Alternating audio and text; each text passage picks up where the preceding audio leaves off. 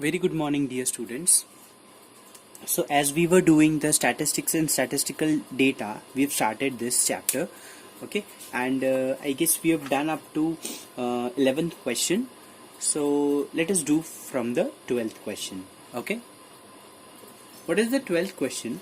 We need to find the mean of the, find the median of the following. We need to find the median. So as in the previous lecture, I have explained you how to find the median. Okay, first we need to arrange our data in the properly, that is we need to arrange it into ascending order. Okay, and then from there we need to count the observation, and depending on the number of observation, if it is even or odd, we need to use the formula. All right, so let us do this. So here is the 12th third one I'm doing. This was the question. So as I told you, first arrange it in the ascending order. So arranging the data in ascending order. So I've arranged it. Okay, 20, 21, 22, you can see.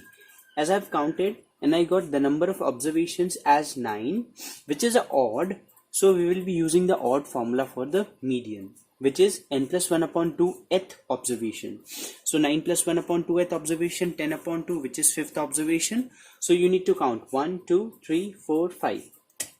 This is the median. This will be the median of the data. Okay. You know the actual meaning of mean and median. What do we actually mean by this? So mean, you already know that if we want to find the average number or average of particular data, we go for the mean, which that means we try to find that value which represent each and every point of our data. This is the meaning of, this is the practical meaning of mean. Okay, whatever you get, that value represent, this is very close with each and every part of your data. Say for example, if this is your data in the scatter plot, and if your mean is this one, so this point represent that this is very close to each and every data. This point is representing all of your data. That is called the mean. And the actual meaning of the median is the middlemost value of your data. You know, if you take median in terms of triangle, we have heard about what do we mean by median. Median is the line which divides the triangle in two equal parts. That is called the median. All right, so we say that this is the middlemost line of the triangle. Similarly, in the statistics, median means the middlemost value of your data. Okay, so please try to remember these two things from the practical approach. Okay. Okay, now let us come to 11th second one. This was the question. Same, arranging in the ascending order. This I have arranged as the number of observations. This is observations. Okay, observations are 8, so we'll be using the median formula for the even case, that is n by 2th observation plus, this is n upon 2 and plus 1 is a separate. Okay, so n upon 2 plus 1th observation whole upon 2.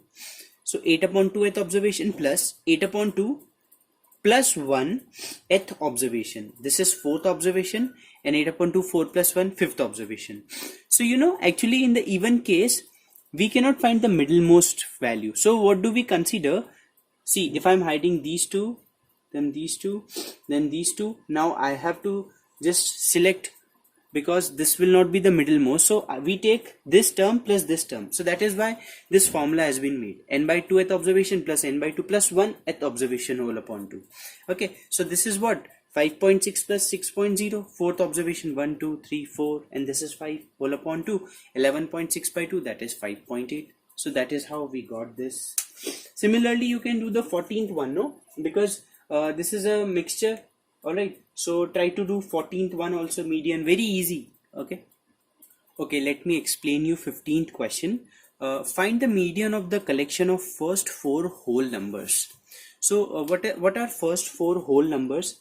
0, 1, 2 and 3.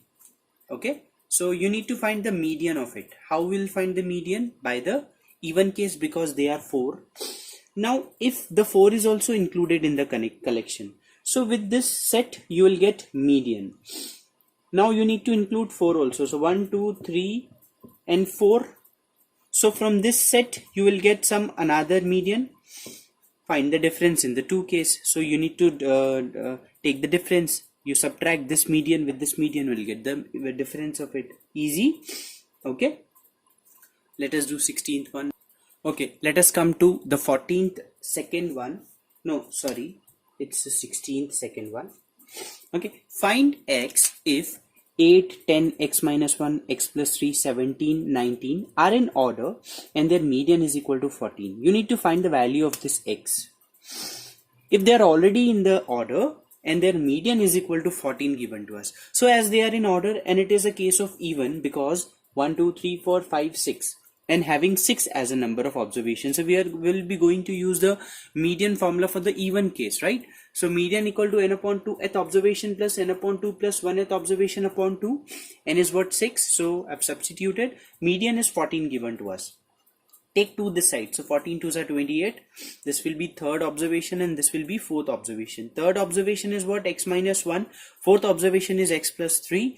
X plus x 2x. Minus 1 plus 3 will give you 2.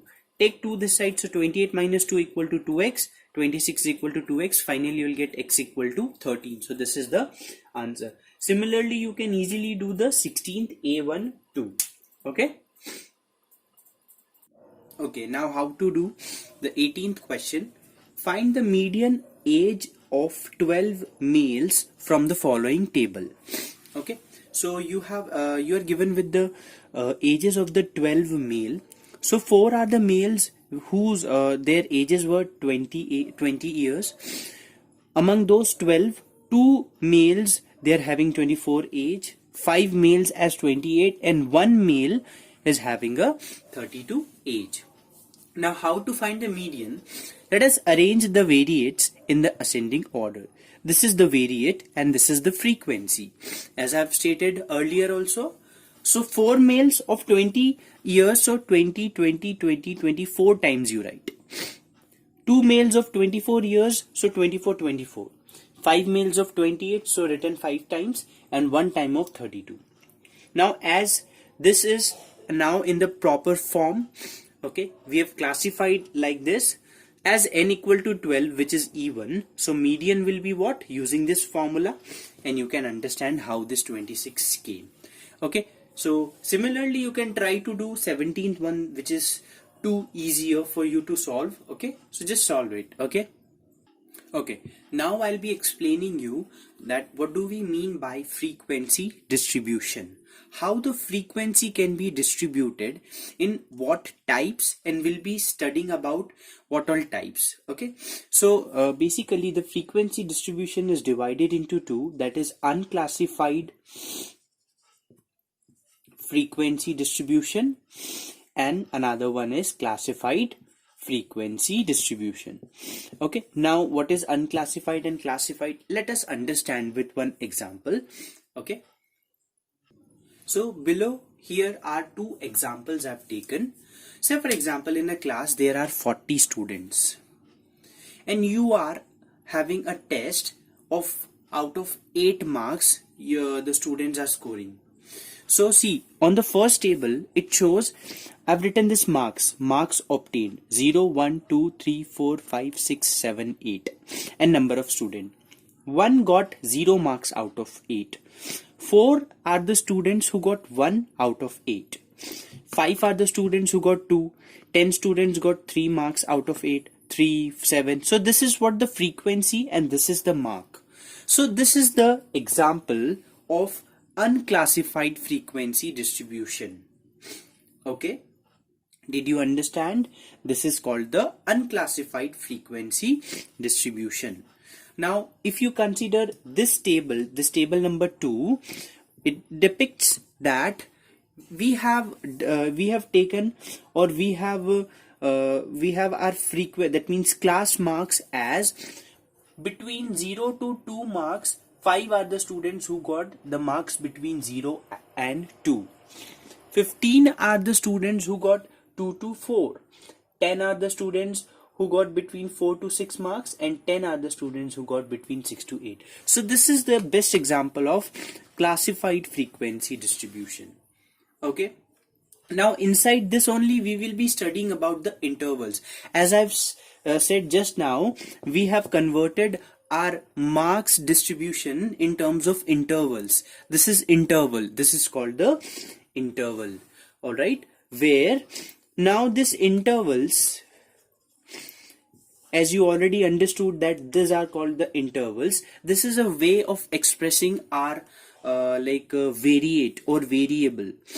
Okay, now depending on the class groups, the intervals are divided into two parts.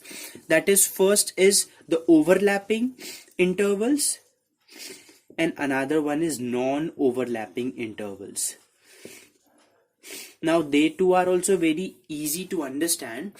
In overlapping interval, with the example I'll let you know about it. If you write 0 to 10, 10 to 20, 20 to 30, 30 to 40, where you don't have any break, that means this is in the continuous flow. 0 to 10, then 10 to 20, then 20 to 30, then 30 to 40, and 40 to 50, like that. Then this is called the overlapping interval. On the other hand, if you have the interval, say for example 0 to 10, then 11 to 20, then 21 to 30, then 31 to 40, 41 to 50, where you have a difference of either one or whatever may be, this is called the non-overlapping interval. Okay, I hope you have understood this thing. Now, what do you mean by telemark? So I guess you have studied this in the previous classes, how to draw the telemark. You know how okay, let me take this only. How do we got this 5, 15, 10 and 10? By seeing the data. On seeing the 40 students and their mark, I called roll number 1. He got the number 3. So 3 will fall in 2 to 4. I put one stroke here. Then I called roll number 2. He told me he got 4 marks. So 4, we are including 4 here. We are not including 4 here. Okay, we are including 4 in this table. Okay, so I'll put one stroke here. Then similarly, I called all the 40 students and I made telemarks like this. There is one speciality in the telemark you have to remember. You are done with 4 strokes in one of the particular line and the 5th one is coming. So that 5th one will cancel all this 4th stroke. And this full set is called this will count as a 5. Alright, so what do I mean with this? Say for example 4 to 6, 4 students were over, one more student came in and said I got 5 marks. So that next stroke will be cancelling this one, and then we'll start new one, again cancelled, new one, then again cancelled. So like that, whenever you are done with 4, 5th stroke will cut this one particular this. Okay, like that. So this is called the telemarks. Okay, now how we'll get frequency? By counting this. Okay, this will be what 5, this will be what 5, this will be what 15, and this will be by 5, and like that you can do. So this is what the telemarks are concerned with. Okay, now let us see what is the meaning of class limit, class boundary, class size and class marks. Okay, so I'll just explain you this class limits. So from this one, this is called the class limit, where 0 is called the lower limit and 2 is called the upper limit. This is only called the class limits.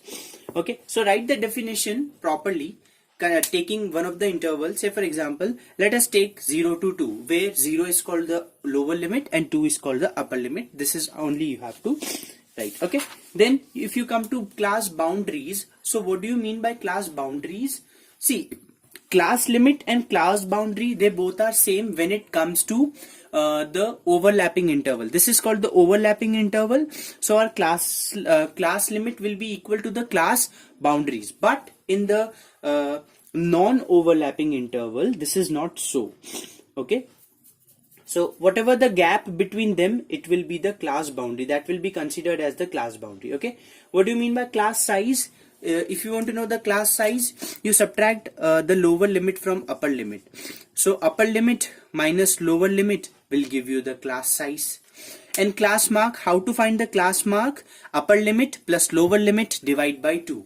With this you will get the class marks. Okay, and cumulative frequency I'll explain you in the exercise. Okay, when we'll do the exercise, don't worry. So this is it for the basic part. Please do write this in your copy, which should include all the definitions and whatever I've explained you with the example. Alright, and we'll start with the 1B exercise in the next lecture. Thank you so much. Have a nice day. Bye bye.